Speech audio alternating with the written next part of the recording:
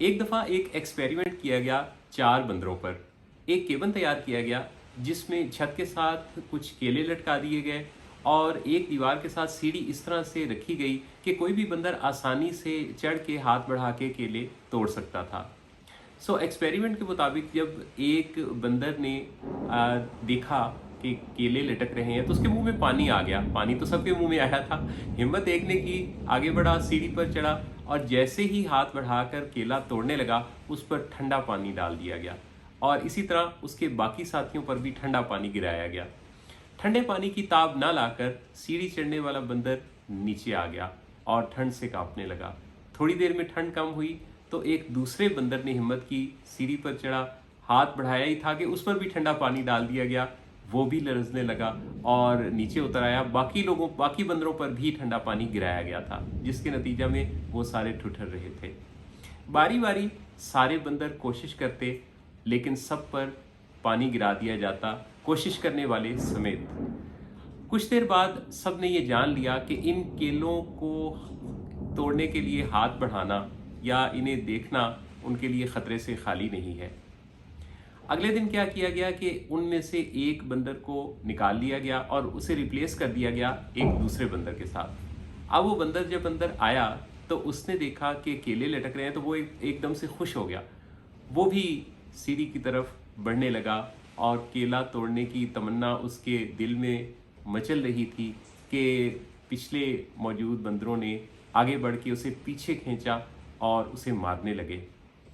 वो बंदर इस सारे अचानक हमले पर बड़ा हैरान परेशान हो गया कि उसने ऐसा क्या किया है।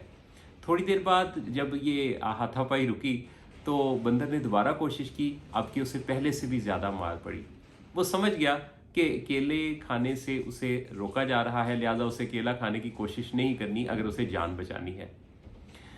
कुछ वक्त गुजरा तो उन 4 बंदरों में से जो एक बंदर तो नया था, जो 3 बंदर थे उनमें से एक और को वापस निकाल लिया गया और उसकी जगह एक दूसरा बंदर अंदर कर दिया गया। अब 2 बंदर नए थे और 2 पुराने।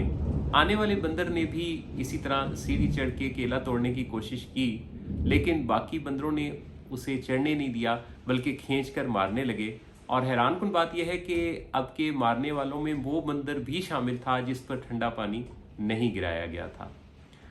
काफ़ी मार धाड़ के बाद ये दूसरा बंदर भी समझ गया कि केले उसे नहीं खाने, नहीं तोड़ने, लेकिन इन दोनों बंदरों को ये नहीं पता था कि इन्हें रोका क्यों जाता है केला खाने से, इन्हें सीढ़ियों पर क्यों चढ़ने दिया जाता है। अलबत्ता उन्हें ये मालूम था कि केले की ख्वाहिश नहीं रखनी। और फिर ये हुआ कि बाकी बचे हुए दोनों बंदरों को भी बारी बारी निकाल के उन्हें रिप्लेस कर दिया गया 2 नए बंदरों के साथ। अब के केबन के अंदर 4 ऐसे बंदर थे जिन पर कभी ठंडा पानी नहीं गिराया गया था, लेकिन इसके बावजूद उनमें से कोई एक भी आगे बढ़ के सीढ़ी चढ़ने की कोशिश करता तो बाकी बंदर ना सिर्फ रोकते, खींचते बल्कि मारते भी। ख़वातीन और हज़रात, हमारी ज़िंदगी में भी ऐसा ही होता है। हम जब किसी नए काम की तमन्ना करते हैं, कोई नया काम करने लगते हैं, कोई कोशिश, कोई जज्बा हमारे अंदर पैदा होता है तो कोई आन खड़ा होता है हमारे सामने, हमें समझाने लगता है, हमें नसीहत करने लगता है कि नहीं, तुम ऐसा ना करना, ऐसा करने में नुकसान है, ऐसा करने में ये बिगड़ जाएगा या तुम ऐसा कर नहीं सकोगे, क्योंकि उसने भी किसी जगह किसी ठंडे पानी का सामना किया होता है और उसे पता भी नहीं होता कि ये काम वो क्यों कर रहा है, क्योंकि जिस पर ठंडा पानी गिराया जाता है बाज़ औक़ात उसे ये नहीं पता होता कि ये सज़ा उसे क्यों दी गई है।